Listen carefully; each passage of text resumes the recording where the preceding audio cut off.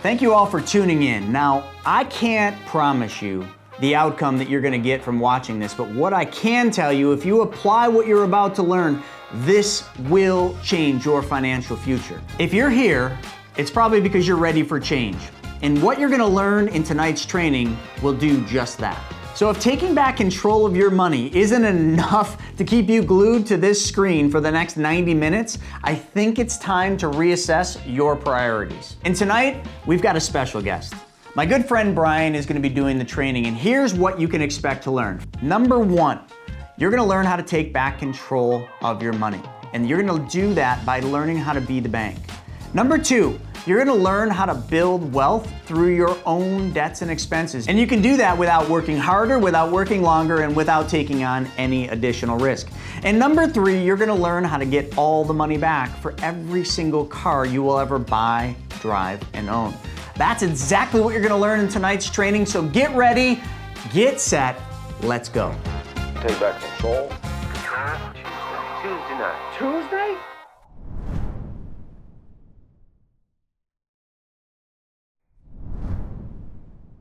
All right, everybody, let's go ahead and get rolling. So I have a quick question for everybody here. Now, that question is, what in life should you want to control? Now, there's three main things that I believe that we should all want to control. Now, there's lots of things in our life that we need or want to control, but there's three main things that really apply to what we're going to be talking about here in this presentation. So anybody want to take a guess as to what one of those three things or what those three things are that we should want to control in our lives? Anybody? So the first one that I always talk about is money, right? We should want to control money because if you're not controlling your money, in most cases, somebody else is controlling it for you. So we want to control money. And that second thing that I believe that we all should want to control, and I love that Elizabeth said religion, that's great. Family, yeah. I don't know if I want to control my family all that much, but my kids, I definitely wish I could. That's a challenge. Mine are very young right now. But the second thing that I believe that we should all want to control is time. So money and time, those are the first two. Now, time for me is my most valuable asset. I love time. That's the one thing I want to control above all else. Because here's the thing. If you don't control your time, once again, somebody else is going to control it for you. And of the two things, which one do you think you should control first in order to control them? Well, in most cases, you've got to control money to control time. The third thing, though, that I believe that we all should control is, of course, mindset, as Rich said, and some of you else said the same thing. Because if you're not controlling what's going on up here, somebody else is programming your subconscious mindset, right? Which means that they're going to control your money and time, in my belief. So before you can control money and time, you got to control your thoughts. You got to control your beliefs. So as we go through this presentation, I'm going to be challenging your mindset, because if you want to control money and time, you've got to make sure that you have the right mindset for it. So once again, we're going to be focusing on some mindset stuff here and trying to challenge it. Now, I want to share this quick quote for you that we here at the BYOB team, we like this quote. And it's by Will Rogers, and it says, "The problem in America isn't so much what people don't know, it's what they think they know that just ain't so." Now, as we go through this, that quote is going to make more and more sense. Now, I want you to imagine this, especially if you're one of the new people on this. I want you to imagine this. Imagine 100 18-year-old kids in a room. So 118-year-old kids in a room, and you go and you ask every single one of them, where will they be at the age of retirement? You think they're going to say, I'm going to be broke and poor, or I'm going to be wealthy, I'm going to be financially stable, I'm going to be, successful, all that kind of stuff? Of course, they're going to say, I'm going to be successful. But here's the reality of it. If you fast forward to when they're actually 65 years old at the age of retirement, only five out of those 118-year-old kids will be financially secure at the age of retirement. 5%. And by the way, that comes from the Social Security Administration. So 5%. It's kind of crazy to me that we're here in the North America, United States, or Canada, one of the most successful, financially wealthy countries that's out there with all the opportunities, yet only 5 out of 100, 5% are going to be secure financially at the age of retirement. So let me ask you a question. Do you want to be one of those 5 people, that 5%? Do you want to be financially secure at the age of retirement, right? That's why we're here. So this strategy that we're going to be talking about can help you do that, all right? So we want to be one of those 5%. Now, real quick, who am I? Because some of you don't know who I am at all. So my name is Brian Fouts. I went to school, I went to college, got a degree in construction management, and went into corporate America. And that's my degree right there, which I don't even know where it's at right now. It's somewhere gathering dust. I have not used that degree in over 10 years, I think. I think about 10 years now. I haven't used that degree or even thought about it. But I went through life the hard way, so a lot of you might relate to this, right? My family, I was raised lower class. My parents are still together, great family, all that kind of stuff, but I didn't really know anything about money. We didn't talk about money, didn't have any. And I followed that traditional path, go to school, get good grades, get debt, right? I got a degree, went out into corporate America and had the 401k, was doing all that kind of stuff, even had the house and the growing family, but all the associated debt, all that kind of stuff. And I was told that I was living the American dream. You probably heard that term before. But for me, back then, Linda says I had a job, job, just over broke, and it was the American nightmare. And I remember this one time I was at a doctor's office. I remember how they used to have the magazines in the center because we didn't have these cell phones right here. And I opened up this financial magazine and it talked about millionaires. Something about it said that they know their net worth. I'm like, oh, I don't know my net worth. So I'm obviously not a millionaire. So I went home and did my math to see what I was worth. And because it said that millionaires know their net worth, and I had a negative net worth after 10 years in corporate America, and it kind of scared me. I was like, what is going on? This doesn't make any sense. And I did the math. I was going to be more in debt later on.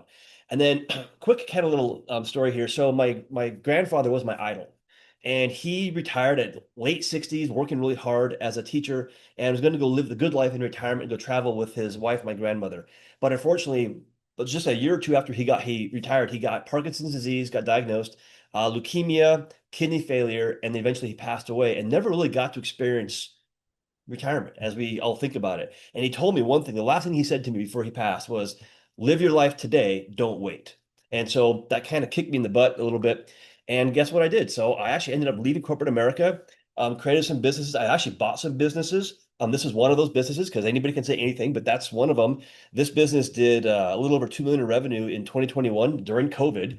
And the main thing that that business did was it helped people do this concept. I taught financial education, taught a lot of things, but I also taught this concept. And so it really helped me, change my life.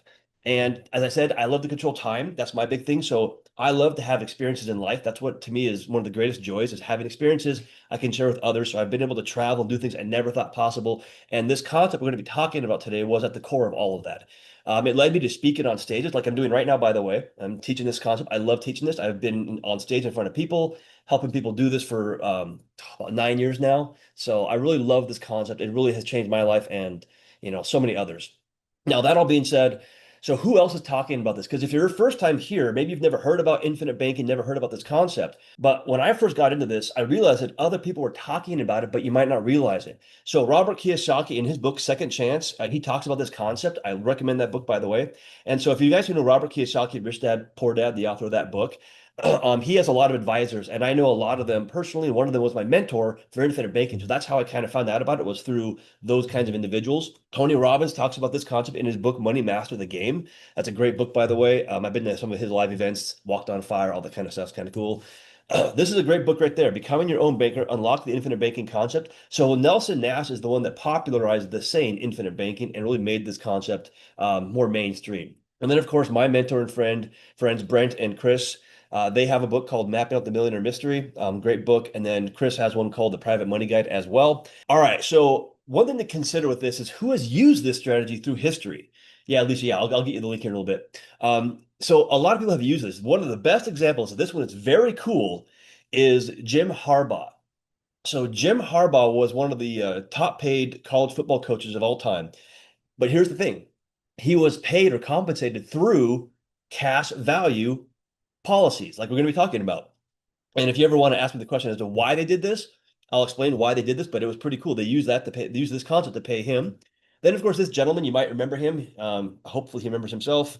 Mr. Joe Biden, President Biden, he actually has, I think it's 6 of these policies on himself and his family members. And then, of course, Walt Disney. So Walt Disney, when he was trying to start Disneyland back in the early 1900s, he couldn't get financing. Banks would not give him any kind of a loan, but he had this concept in place. So he actually used this to start Disneyland. It's kind of cool. We might not have Disneyland as we know it today without this concept. And then Ray Kroc. So if you ever study McDonald's and what Ray Kroc did is pretty amazing. But when he first was partnering with the McDonald's brothers and eventually took over McDonald's, he didn't have any cash, but he had this concept in place. So he was using that to basically fund the growth of McDonald's during the first 8 years. Pampered Chef.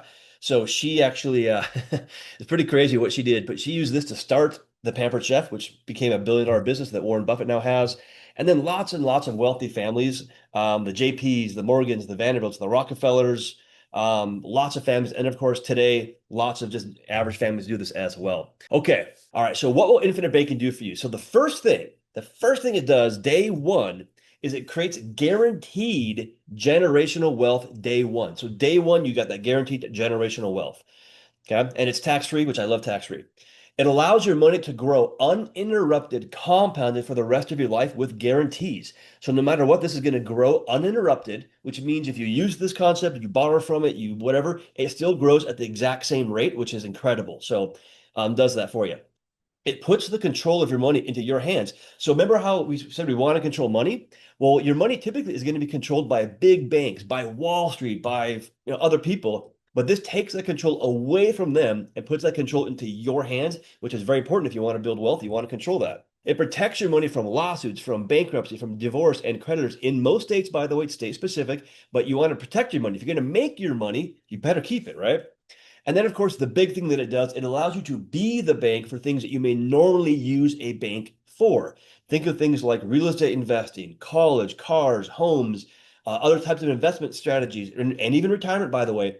But it does all of that while still having all of the benefits listed above. So it doesn't do one of these things or two of them. It does them all at the exact same time. All right, now I want to share with you this anecdote. So who learns quickly? Well, kids do.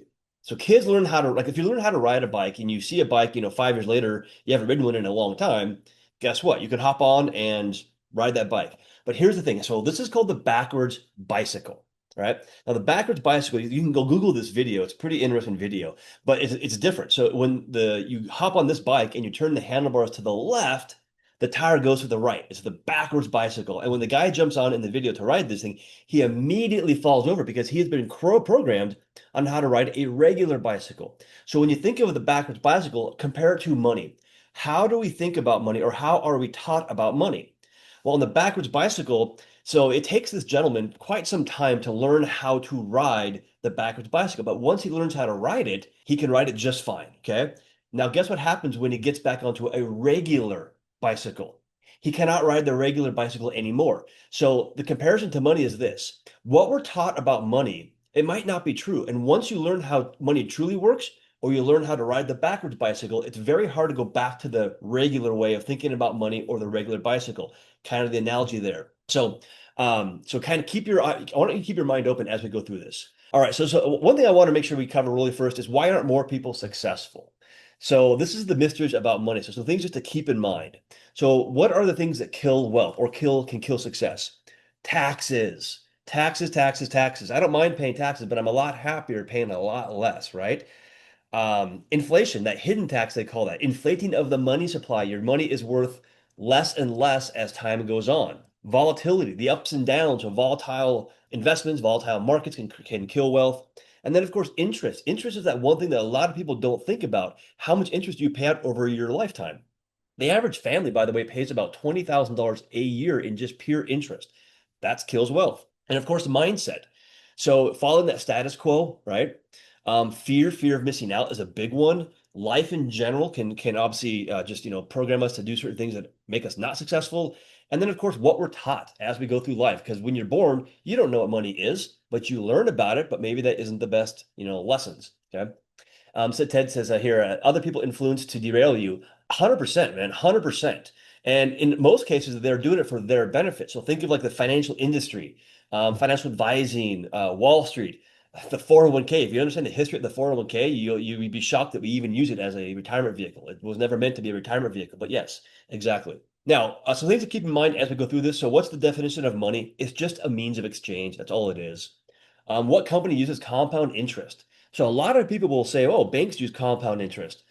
Not really, no. No, they charge interest, but they don't really use compound interest, as we're going to be talking about in this presentation. Are your dollars worth more today or in the future? Well, if you understand inflation, your dollars are worth more today than they are down the road. That's just the way that it is, okay? So keep that in mind, that your money is worth more today than down the road. And then will taxes go up or down? So taxes historically have always gone up over time.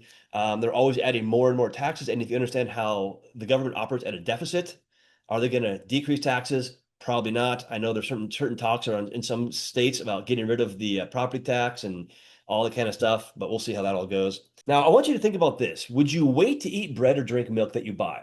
Now, what do I mean by that? Would you buy bread and milk and you put it into the freezer and then hope that it, doubles in quantity over the next 5 years and then eat that or bread or drink that milk in 5 years down the road? Of course you wouldn't. You wouldn't do that. You would buy it and then eat it now because it's not going to be any good 5 years down the road. But here's the thing. What do we do with what do retirement accounts typically do? Well, if you understand how a 401k works, you put your money into it, and then hopefully it grows, and then down the road you can take it out and be taxed. But didn't we just talk about how your money is worth more today than down the road? So it's kind of weird. So it's like we will never buy a car, and I'm talking like an average car, and let it sit in the garage for 10 years and then use it, right? We would buy it and then use it. But here's the thing that we do with money. We do that with money. We take it, we put it into an account, retirement account. We don't touch it for 30 years and then we use it. But we don't do that with things that money buys. It's kind of a weird thing. So once again, I want to be able to use my money today and also down the road. And that's what infinite banking can do. All right, now I want to talk about how money flows. So let's kind of think about, because we're going to be talking about how to become the bank. So let's understand a typical banking transaction and how the math works. So let's say that you're going to go get a car. That car could be a Ferrari, it could be a, Honda Accord, it doesn't really matter. But let's say it's $25,000. Now, let's say that you actually have $25,000 of cash in your local bank. So what are you going to do? Hey, I'm going to go to the bank. I'm going to take the cash out and go buy the car. But what if something happens? What if the banker at the bank says, hey, Brian, don't take the cash out. Here's what I'm going to do for you, Brian. Here's what I'm going to do. I'm going to give you 4% on your money. So I'm going to give you 4% on that $25,000. And then I'll give you a loan for the car with your cash as the collateral. So I'm going to give you a loan at 6%. And let's do a 5-year note, 60 months. Does this make sense? So let's go through the math on this. So the payments on the car note, the loan, are going to be $483 per month, which means the future value of all those payments added up is $28,999. What's the value of the money in the bank for 5 years down the road? It is $30,525, which means you made $1,526. Now, some of you might say, well, wait a second, Brian, but if I pay cash for the car, I don't have any payments. But how did you get the cash in the bank in the first place? I saved it up over time. Okay, so if you spend your cash, are you going to save back up again to get it back? Yes. Okay, then the cash flow is no different here, except in this scenario, you made money. And now why is that? It's because you're earning 4% in the bank on an increasing balance, and you're paying 6% on a decreasing balance. It's just math. So most people won't do this though, but this is what is possible. Now, we're going to come back to this here in a moment. Now, here's the things we're going to be talking about in this presentation. So we're going to be talking about, first off, the machine. What is the machine that makes this thing function? We're going to be talking about the marathon because building wealth is not a sprint. It is a marathon. We're going to be talking about how this thing works and how it works long term. And then, of course, everybody's favorite topic, the millionaire. How do you build wealth with this concept and even generationally build wealth? All right, let's dive in. Let's go ahead and look at the machine. So when you think about infinite banking, this concept, think of it like a car. What does a car have? Tires, windshield, it has brakes, hopefully it has brakes, a radio, seats, all that kind of stuff. But does it need an engine to function? Yes, it does. With no engine, it cannot go down the road. It's just sitting there. So what is the engine that makes the infinite banking car go down the road? It's nothing more than a specially designed, by the way, dividend paying whole life insurance policy from a mutual insurance company. What does that mean? A mutual company is owned by the policy holders. That's you and me, by the way, which is why they pay dividends to you on an annual basis. Now you might say, well, Brian, why is this insurance thing the engine or the best engine for the infinite banking concept? It just is. We've looked at lots of other things, but this is the best one. But also you got to consider who else is doing this. Okay. As I said, lots of wealthy families, but there's one group of people or companies that do this beyond everybody else, and it is banks. So traditional banks, by the way, own more life insurance, and they own whole life insurance, not IULs, not VULs. They own whole life insurance. They own more of this than they do their buildings and real estate combined. Do they know something that we don't? Probably, but yes. You can go look it up, by the way. It's called BOLI, Bank-Owned Life Insurance. They are the biggest buyers of these policies, and they have quadrupled or maybe it's 5x now, their holdings of life insurance since 2016. So they are definitely buying a lot of this. Okay, so as we talked about, so can you make money earning 4% while paying 6%? Well, we did the math and it said yes. But to understand why this makes sense to be the bank, let's look at how a bank actually functions. So what does a bank do with your money? So let's just imagine this. Let's say that you give $100,000 to a bank. You deposit there, whatever. And let's say this is a nice bank. They're very nice. They're going to give you 4% on your money. That'd be incredible, by the way. Okay. But do they just sit there on that money? No, of course not, right? Because that is a liability because they owe you that money plus 4%. So that's a liability to the bank. But they don't just sit there. What do? Well, money in motion makes money. So they lend it out. Maybe it's on a home loan at 7%, maybe an ARM. Maybe, and then guess what though? When you buy that home, the seller, what do? Well, they don't just sit on it. They put it right back into the bank, right? Now, Elizabeth said a savings account will, maybe, but it's not guaranteed either, by the way. And sometimes you cannot access that money because the bank puts a lock on it. If it's a CD, depends on what kind of bank it is. But yeah, so if the bank gets money back from the seller from that home that was just sold, what do? Put it right back out again to work. Maybe on a car loan at 8%. What's the car company do? Puts it back into the bank again. What's the bank do? Puts it back out maybe on a home remodel. What does the contractor do? Puts it right back into the bank, pays people. Where do they put the money? In the bank. What's the bank do? Puts it right back out. Maybe it's a consolidation loan. What does the credit card company do? Puts it back into the bank again. What does this all mean? It means that the bank is making 500% more on your money than they're paying you. It's just math, by the way. Now, if you're saying, it doesn't make any sense, you can go to bauerfinancial.com and you can look how much banks have made on your money throughout history. By the way, it's between 400 and 1,300% they're making on the money that you leave there. So if you understand that right there, does it make sense to be your own bank? There you go. Now, to understand your cash flow and why being the bank can make sense, look at the annual pattern. Let's look at the annual pattern of spending in the average household. So for every dollar that comes into your hands or your account, here's what happens. So 20 cents of every dollar goes out to automobiles. Okay, goes to automobiles. 30 cents goes to housing, rent, mortgage, upkeep, things like that. And then 40 cents goes to everything else, travel, entertainment, food, etc. So 90 cents of every dollar that you make goes out to somebody else. And then what's left over? Hopefully 10%. It fluctuates, by the way. Before COVID, it was actually a negative number. During COVID, it was a higher number. I think now it's come back down to around 7 or 10%. But only 10% goes to savings. Now, what I want to do is I don't really want to talk about the savings per se. I want to talk about the interest that is going out the door to the other things. Let's look at this. All right. So for automobiles, I said that 20 cents of every dollar goes out to automobiles, but 5 cents of the 20 cents is interest. What if you recaptured that interest back into your hands? Your savings would go up. Okay. What about housing? Well, if 30 cents goes out, how much of that is interest? Well, on a mortgage, it's going to be around 25 cents of every 30 cents goes to interest. If it's rent, it's, by the way, nothing. There's no value there. So what if we recaptured that 25 cents back in the savings or a portion of it or something like that? Boom, savings goes up. What if you paid the mortgage off a lot faster? Boom, savings can go back up. And then everything else. So 40 cents goes to all the other stuff, travel, entertainment, food, etc. And about 5 cents, I estimate, of that is going to be interest. Think of like credit cards, things like that. Let's recapture that back as well. So understanding how interest works in your life and how you can recapture it can definitely increase your wealth. There you go. All right. So next we're going to look at how to get all the money back for every car that you'll ever buy, drive, and own. As we go through this, I want to make sure that we understand the machine, the functions of the machine. So there's a few things I want to make sure we're clear on. Okay. So as we go through this, you're going to hear a thing called premium deposits.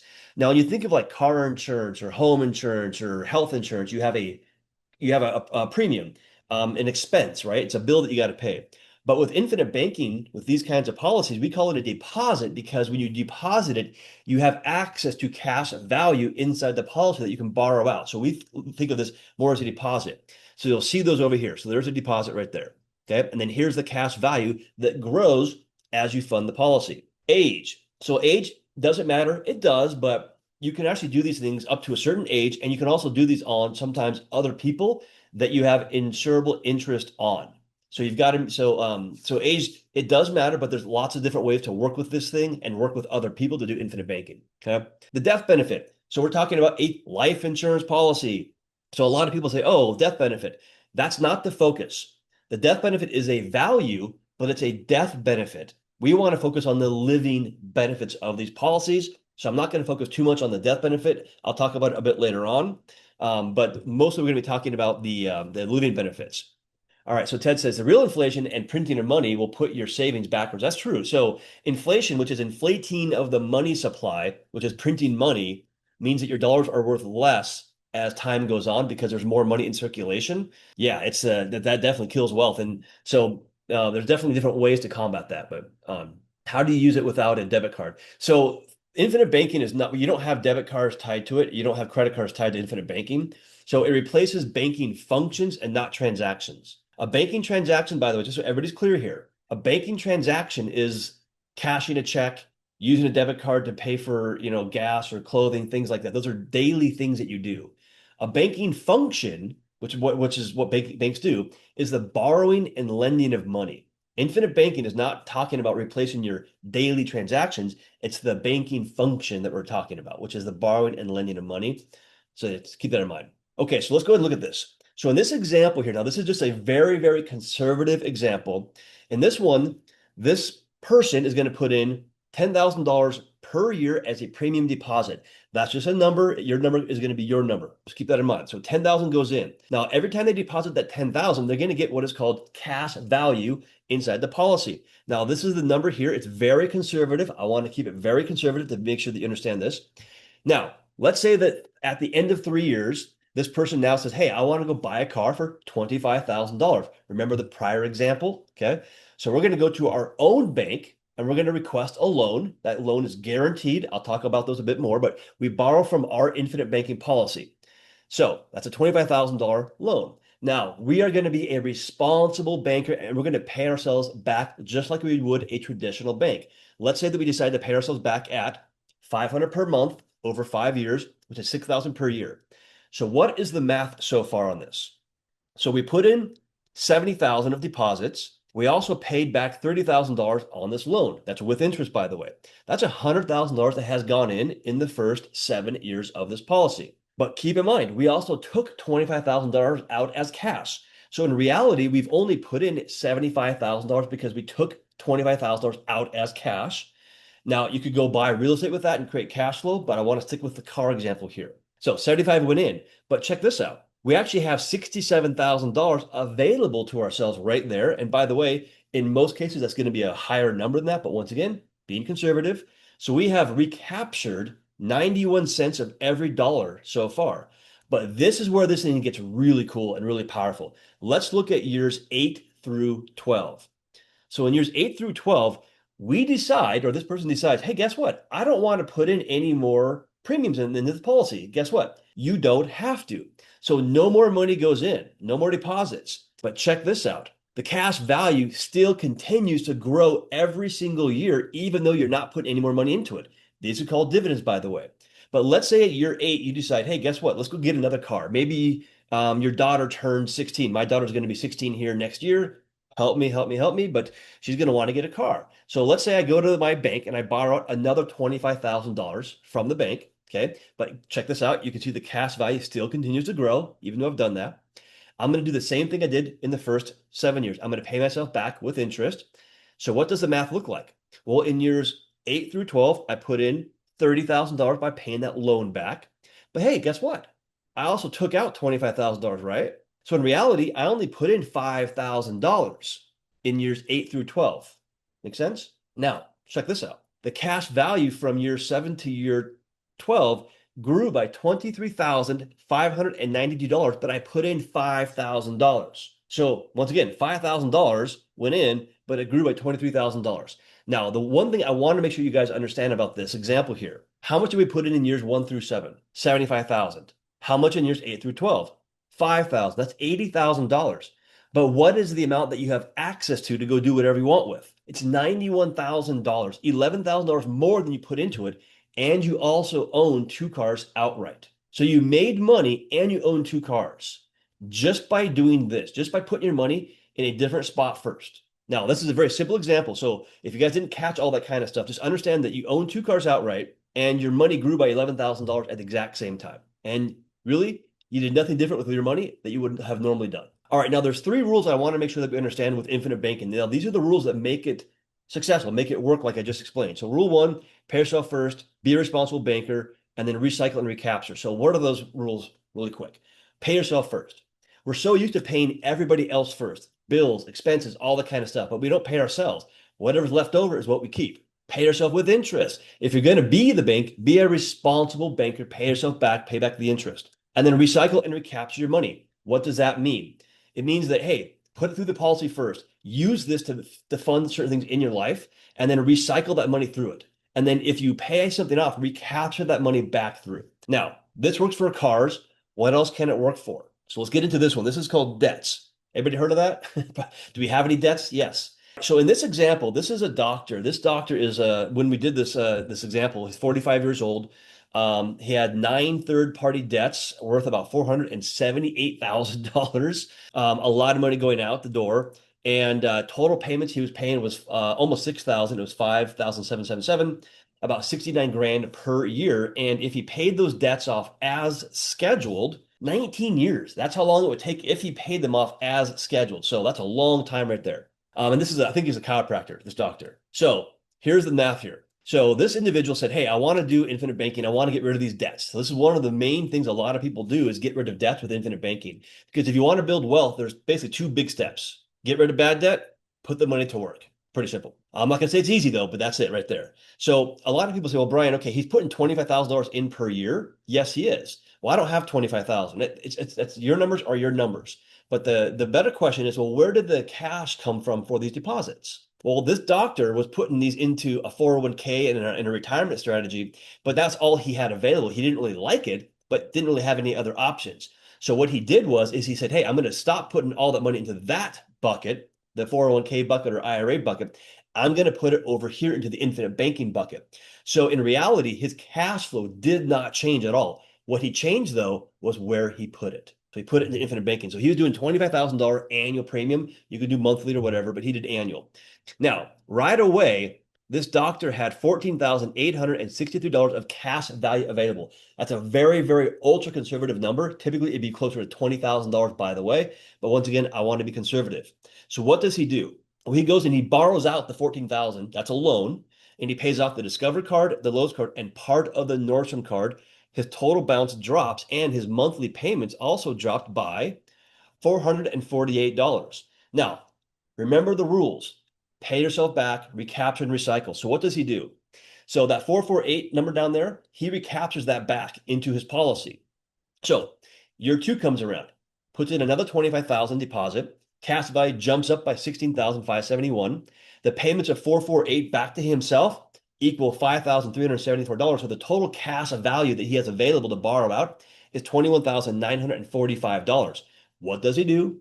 Borrows it out, knocks out Nordstrom's, Wells Fargo, private loan, and part of the BMW. Maybe it's a motorcycle, maybe it's a car, don't know, but pays that off. Now total balance has dropped, and his monthly payments have dropped by $1,917. So he's this is already, by the way, this is just the beginning of year 2. So now let's look at year 3. At the beginning of year 3, another 25,000 goes in deposit. Cash value jumps up by 25,000. Payments of 1,917 back to himself equals 48,545. So what's he do? You already know the answer. He borrows it out and pays off the BMW, the West Marine, probably a nice boat, and part of the condo. Now his monthly payments have dropped by $3,677. Okay. Now, before I go to year 4, I want you to understand one thing. This is the marathon. How much have we put in? 25,000 each year for 3 years is $75,000. But we also took out approximately 55,000 in loans. So how much is left in this policy? Because remember, these policies grow uninterrupted, compounded via dividends. So how much is actually earning those dividends right now? A lot of people will say, oh, it's $20,000. No, in reality, it's the full amount. Okay. The full amount is still earning all the dividends, even though you've taken out $55,000. That is the uninterrupted compound aspect of infinite banking. Pretty powerful. His money is paying down debt and also earning dividends at the exact same time. All right, let's go back to year 4. So year 4, same thing happens. 25 goes in, cash value jumps up by 26,000. The payments are 3,677 back to himself is 44,000 and change. Total cash is $70,000 available. Borrows it out, pays off a huge chunk of the condo. Now, here's the thing to keep in mind. Because the condo and the house are amortized mortgages or loans, when you pay down the principal, the monthly payment does not change. So his monthly payment does not change over here as well. Okay, so in year 5, 25 goes in, same thing. Cash value jumps up by 27,000. Payments back to himself are the same, 44,000 and change. So total cash is 71,225. Now he pays off the entire condo and a huge chunk of the house. Okay, so this doctor is literally at year 5, at the very beginning, only has one debt left. Now, does he like this concept? Absolutely. In fact, this doctor said, hey, I want to do more of this. I can have more cash flow going into these retirement accounts I can put towards this. So what can I do? Well, oh, by the way, yeah, so his monthly payments at year 5, they dropped to by 4,556. So he's got more cash flow going back into his own policy now. So in year 6, what he does is something different. So he says, hey, I'm going to drop my premiums of $25,000 down to $10,000 per year, and I'm going to do a second policy. Maybe it's on him, maybe it's on a spouse, who knows? I don't remember. So, but here's the thing. The 10,000 on the first policy that he puts in now, instead of 25, he drops it down to 10,000, but the cash value goes up by 13,092. It still goes up. The second policy, 25,000 goes in, and the cash value immediately available from the first 30 days is 14,000 and change, and the payments back to himself equal 4,556. Those going back to himself is 54,000 and change. So the total cash he now has is $82,000. So the house is only 76,000. So what's he do? He borrows out 76, pays off the house, no more bad debt, and his monthly payments are now under his full control. Now, here's the thing to keep in mind. What he did, though, is he moved the debt from the credit card companies and the mortgage companies into his policy loan. Now he gets a policy loan. But what's he do? Well, all through year 6 and part of year 7, he takes the 5,777 number and he pays back a bunch of those loans. So at the end of year 7, around that time frame, about year 8, his policy loan is paid off. It's multiple 6 figures, by the way, that now he's going to put to work and start building wealth, building cash flow and assets, and not doing the bad debt thing anymore. And he did that in about 7.5 to 8.5 years instead of 19 years. So that's the big switch. Now, if you're saying, well, Brian, that was a lot of math, you spoke really quick. Just understand he was debt-free in about 8 years, and he has multiple 6 figures that's earning dividends and growing guaranteed for the rest of his life, and he can put it to work in cash flow and assets and start building wealth faster. Now, how do we know how to do this kind of stuff? We have something called the Vault. That's BYOBvault.com. We have software that maps out exactly what I just showed you. And so you would know monthly how you do this, what debts you pay off first. It maps out the entire cash flow. If you guys understand velocity banking as a strategy, this also maps out velocity banking with infinite banking. But we have software that can do all this stuff for you, puts the control into your hands. So you don't have to guess. We also have what's called an implementation team. These are agents just like myself. You can reach out to them whenever you want. There's no cost or fees for you to work with them when you have that policy. And they'll show you how to use the policy and do exactly what I'm showing you. So call it like your own personal financial, infinite banking blueprint. All right. Okay. So let's get on to the third topic, the millionaire. So what if I have no bad debt? What if I don't need that new car? Can I still benefit from privatized banking? Should I be my own banker? Yes, absolutely, because that is when the fun begins. That's when you start building wealth and creating that legacy. So what are some things that a lot of our clients use infinite banking for to do those things, to build wealth, create that legacy? So a lot of active real estate investors, think like wholesalers, flippers, buy and holds, commercial properties. So people buy apartments, mobile homes, things like that, or help them do those kind of things. Private funds, so lending money out, being a bank again, actually, by the way. A lot of business owners will actually use this to fund their business or take money off the table from their business and put it into a kind of vehicle like this, like a retirement vehicle. We do have some stocks and options traders that do this kind of stuff. People have done startups. Equipment flipping is even another concept that a lot of our members have done as well. So lots of ways to build wealth with this. So what I want to do now is I want to give you some examples. I want to show you some real examples of real policies, the numbers and how they look, so you can get an idea of how this can look for you. So what I want to do is give an example of private lending, so being a private lender for a real estate deal. So in this example here, this is what's called a tabular detail. Lots of numbers. Let's keep it simple. So here's the premiums over here, premium deposits. Here's the net cash value over here, okay, that you can borrow out, okay? Now, You might say, well, Brian, why is the number 150,000 in year one and then 50 thereafter? Well, this person did what's called a dump in. It's an optional thing that you can do with these policies. Typically, it's done at the very beginning, but you can overfund the policy with a large amount and get a lot of cash value, about 92%, 90% of it available within 30 days. So this person put in $50,000 premium, monthly or annual, doesn't really matter, but they put $100,000 in upfront to get access to a lot of cash value immediately. All right, so let's look at this thing down the road though. So what I want to look at is how this thing compounds and how it performs over time. So in year 8, the cash value, that's what you have available to borrow out, it went up by $66,722. Okay, so that's how much your bank grew by. But guess what? How much did you put in? Well, this person put in $48,594. So as you can tell, the premiums go down over time on these. They do not go up. They go down over time. But your cash value goes up, okay, over time. So that, by the way, is a 37% cash on cash return on your money. Put in 48, get access to 66. But here's the crazy thing. What if this person lent the money out at 12% to another investor? So let's say they lend it out at 12% and it's already earning 37%. And let's say the interest rate on the policy loan is 5%. They're between 5 and 6.5% right now. 5%. That means they got a 44% cash on cash return. If they just private lent the money, 12%.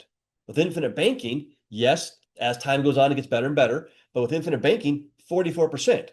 And they did nothing. By the way, this person was already a private lender, already lending money. So they did nothing different except where the money went first, through the policy first, and then right back out to the exact same thing they were already doing with that money. So let me ask you a question. Would you like to make 44% cash on cash return on your money? Now, how is this possible? Because it's uninterrupted compounding. So this is just a quick example of how this works. So this example is $50,000 goes in, and they're doing $6,000 per year premiums. Okay. In year 2, 21% cash on cash and access to 121% of the capital. Year 10, 54% and 154% access to capital. You can see how this thing just gets better and better as time goes on. 15 years down the road, 115% cash on cash and 215% access to capital. That is just incredible. And these do not change if you borrow the money out and you go do something with it. These numbers do not change. That's what's pretty amazing. Kind of what is the millionaire method? Well, how do you eat an elephant? It's one bite at a time, right? Probably heard that before. And the other thing I like to say is the man at the top of the mountain did not just fall there. Now, what do I mean by that? Well, think of like the man at the top of the mountain as that person that we all look at and say, hey, I want to be that guy. I want to get to where he's at. But we never seem to get to the top of the mountain. Why is that? Well, you got to start climbing the mountain. Most people are just walking around the mountain, looking at the guy at the very top saying, I want to be there. But guess what? If you don't do anything different, nothing's going to change. So what do you got to do different? You got to start going a different direction. In this case, up the mountain, right? So if you want to be there, that's what you got to do.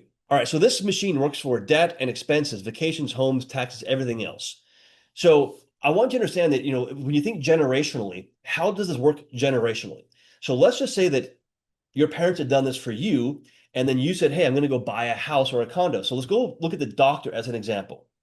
So let's say if you went and bought the house and the condo and you paid those back as scheduled. Well, here's the math on this. You would have paid $493,000 out of pocket. So you'd be out that amount of money. Make sense? Okay. Now, what if you had this thing set up and you were able to be the bank for these transactions? Now, obviously starting out day one, can't do that. Time though, you can. If you had done this with infinite banking, and let's say that you had a 4% interest rate on these things that you're paying back to yourself, you'd have $749,000 in your policy as cash value. So the math is you either are out 493 or you have $749,000. That's how this can work. That's a huge swing, by the way. It's a 7-figure swing. That's a drastic example, of course, but I want you to understand that can happen. And so we have other software. We have what's called the game projector. So if you're doing investing, you're doing things like that, we can actually show you how the numbers will work on an investment property, real estate, other investments, and show the math. Because if you cannot, if you can't track what you don't measure. And so you want to measure everything. So we have software that does this kind of stuff. So just keep that in mind. All right. Now I've got some more slides. I've got some more examples, and I'm going to go through some more kind of common questions about how this thing works. Now, one thing I always say is that, now that you know how this can kind of work, you get an idea of how this thing works. Like, I realize that I wish my parents had done this for me. And if you have the ability to do this for your family, please take a look at this because this can change your family's lives, not just today, but down the road. It can protect them. It can actually give you great benefits down the road, but it can do so much for people and really get us unstuck from that traditional financial mindset and being trapped by, I'll just be honest, corporate America, the government, those kind of things. This can really help you become more free in your life. So definitely recommend keep learning about this. So what's the kind of the switch that happens with infinite banking? So this is kind of the switch that I kind of realized is that most people are in this picture on the screen right here. Most people are the guy on the bottom, working for our money, pulling our money around. We're kind of slave to the money. And the switch that you want to make, which I've had, dozens, hundreds of clients that have done this, is you want your money working for you. You really, that's what you want to get happening in your life. And so that's part of what infinite banking does, is it makes that flip for you. So your money is working for you. That's a big switch for a lot of people. All right, so the things we want to talk about next. These are just some things to be clear on. So one, we didn't talk about the death benefit, but I'm going to talk about it. We didn't talk about the loans that you borrow out from the policy. They don't ever have to be repaid, but I'm going to be more clear on what that means. The things do grow tax-free. So the cash value grows tax-free inside the policies, okay? Not tax-deferred, by the way. The policies in most states are exempt from judgments, liens, divorce, court orders in most states, by the way. You can actually create a tax-free income in retirement with this because the loans do not have to be repaid. Okay. So let's kind of talk through the generational wealth aspect of infinite banking. So there is an always increasing death benefit. It's not flat like other types of insurance. It goes up over time and it goes up pretty much for the entire policy.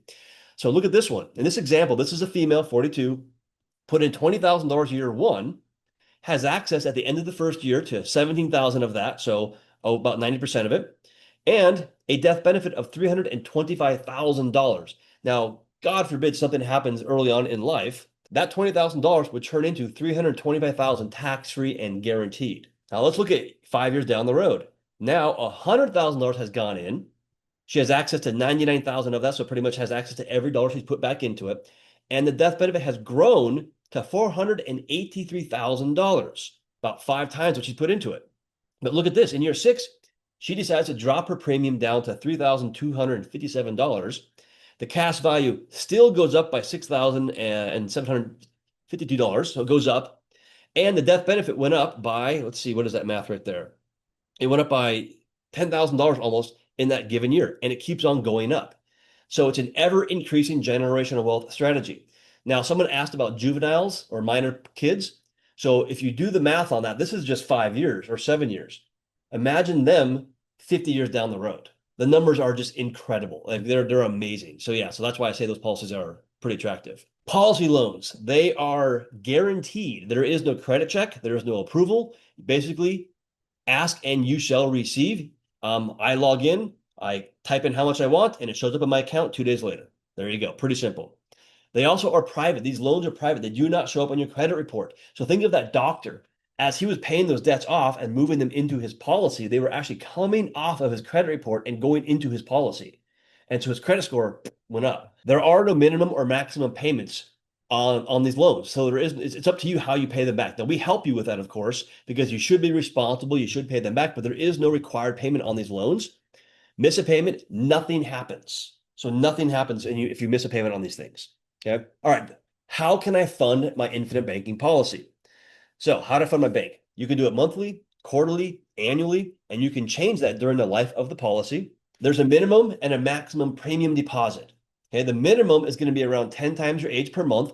That is not the recommended premium. It's just the minimum premium. So a lot of people say, oh, the recommended is 10 times your age. No, that's just the minimum to do this. The maximum is going to be dependent upon your gross revenue, your gross income before taxes. So roughly 20% of that annually can go towards your premium divided by 12 for monthly. Now, on top of the premiums, you can always choose to do what's called a dump in, where you put in zero, because it's not required, $1,000, $5,000, $10,000, $50,000 or higher, dump it. Now, why would you want to do that? Because 90% of that is available as cash value within 30 days. So you can do it really quick. And roughly between 50 to 90% at the very beginning, by the way, the very beginning goes to cash value within 30 days. Down the road, it's going to be over 100%. So it just takes time. And so the question is like, would you put $1 into something in order to get $3 back out? Now, is it going to do that day one? No, but check this out. So this is another policy illustration. This one is a female age 32, putting in 10,000 annual premium and a $50,000 dump in. So there you see it right there. At the end of the first year, she has access to 55,000 and change of the 60,000. That's 90 something percent, I think, something like that. That's a lot. But look at this. Look at year two. In year two, this person puts in $10,000. And because of dividends and things like that, at the end of the year, the cash value has grown by $10,607, more than she put into it. Like that's pretty cool right there. And then by year 11, drops the premium down. But look at this. She puts in $3,120, but the cash value went up by $10,590, more than 3 times what she put into this thing. And that will just keep getting better and better and better as time goes on. So obviously, that's why we say, these have very short-term benefits and long-term benefits as well. Now, there's a quote by Warren Buffett that says, if poor people would just do what rich people do, they wouldn't be poor anymore. Now, I don't like that quote, by the way, as much as other ones, but I always say this: if poor people had the knowledge of the rich and took action on that knowledge, they wouldn't be poor anymore. Because you have to take action on what you learn. Learning is fine, but action is what makes it powerful. Make sense? The question I get sometimes is, why, Brian, would I want to work with you? So I've been teaching infinite banking for over 9 years. I've done hundreds and hundreds of webinars on this and on the stage and all that kind of stuff. And all my colleagues have done the same thing. We've been teaching it for a long time, but we're an entire team. So we're over 30 people on our team, and all we do is infinite banking. We are one of the largest producers of infinite banking in the US. It's all we do mainly. So we mainly just do infinite banking. Like I couldn't tell you about other types of life insurance, like car insurance. I don't do that. We're all investors and entrepreneurs. I do have at any one time typically over 100 clients in underwriting. We have, I think, over 500 right now total in underwriting in our company. We also provide ongoing support and services. So this is the big thing with infinite banking. You have to have support, right? Like if I gave you a car and gave you the keys to a car, but you've never seen a car before, what's going to happen if you try to drive that car? Go off a cliff, right? So we're going to teach you how to drive the infinite banking car, but we don't charge you. There's no cost to working with us. There's no cost at all. So if someone's going to charge you to do infinite banking for you, run away, by the way. That's very dangerous. When you look at traditional insurance, and I'm going to talk about an IUL here in a moment, or VULs, or even term insurance, there's a very high cost of insurance and high commission built into the premiums. With infinite banking, the commission is very low. It's about 70% less than other types of insurance.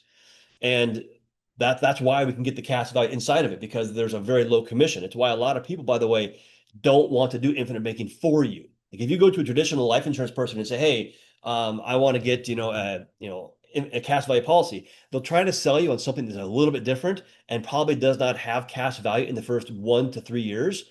And that means their commission is going to be, let's say you're putting in $10,000. Their commission is going to be like $7,000 in that kind of policy. With infinite banking, 10,000 goes in, you get cash value in the first 30 days, and the commission is going to be like $1,000, $1,500 for our entire company for the first year, and then we're done. So it's a very low commission product. That's why you're not going to hear a lot of people that want to do it for you. Common question I get, and I think Kimberly asked this question, is an IUL what we use? No, we do not touch IULs, which is an indexed universal life, or VUL, which is variable universal life. By the very nature, an IUL and a VUL, they're tied to the performance of a market, indices, right? And they can be volatile. There's a lot of complications with IULs. You can actually even lose money. If you don't believe me, go Google Kyle Busch IUL. He put in like $11 million into a policy, and he lost $8 million. Huge lawsuits happening. And if you just go Google, are there lawsuits around IULs? Absolutely, all over the place. We know individuals that are banned from doing IULs in certain states because of how they have done them. Very dangerous. They also pay some very high commission. Term insurance, by the way, is the most profitable insurance that exists because it pays out about 1% or 2% of the time. It pays a death benefit. So that's pretty profitable. Whereas whole life pays out 100% of the time because it's permanent insurance. Yeah, so we do take about a 70% cut in commission to do this, and we only do infinite banking with these things. So Now, we can do term insurance, we can do other types of things, but that's not typically the focus of what we're doing. Something else to keep in mind is that we know that one of two things will happen to us in life. We're going to live, right? So we're living right now. So do you think you're better off with or without infinite banking working for you in your life when you're alive? The second thing we know is going to happen is we do know that we are going to die. So are we better off with or without this? Now, for me personally, family and kids, yeah, I definitely believe I'm better off with this in my life. So something kind of keep in mind. Now, a quick story. So when I first heard about this, it was many, many years ago. My daughter had just been born. My first daughter was born. And I said, hey, I'm going to go get some life insurance. And I talked to a friend of mine. That was my first mistake right there. A friend of mine. And he said, hey, there's this thing called, cash value life insurance. I'm okay, cool. And so I kind of looked around and I saw some other people doing this. And they were professionals. And I said, you know what? No, I'm going to be the guy on the left. I call that the group one guy. And I said, nope, I don't need anything from those people. I'm going to go use my buddy. We'll do this. And bottom line is he set me up with a VUL that was the worst vehicle possible for infinite banking. It was horrible. And I lost, over six figures because of this whole thing. It was very brutal. And so I said, you know what? The next time around, I'm going to be group two. And so group two is who I always want to be. And so that's when I actually went and got together with one of Robert Kiyosaki's advisors, and he became my mentor. And so I said, I'm going to be around the group two kind of people, the people that are actually doing this and know what they're doing. So you can go do this on your own. You can go find an agent. You can go do this. Keep that in mind. Just make sure that you have the knowledge, like what I'm teaching right now, when you go talk to that person, or you can work with us or me, by the way, but make sure you have that knowledge, because I have found too many times where people have gone and talked with somebody, maybe it's a relative, and they get a policy, but it's not very good, it's not very efficient, or it doesn't function as infinite banking. So be very careful about that. So here's the next steps. Remember the quote at the very beginning by Will Rogers, and it said, the problem in America isn't so much what people don't know, it's just what people think they know that just ain't so. But with that, great talking with all of you, and appreciate all the questions, and then have a happy holidays and a Merry Christmas if we don't chat soon. Take care, everybody.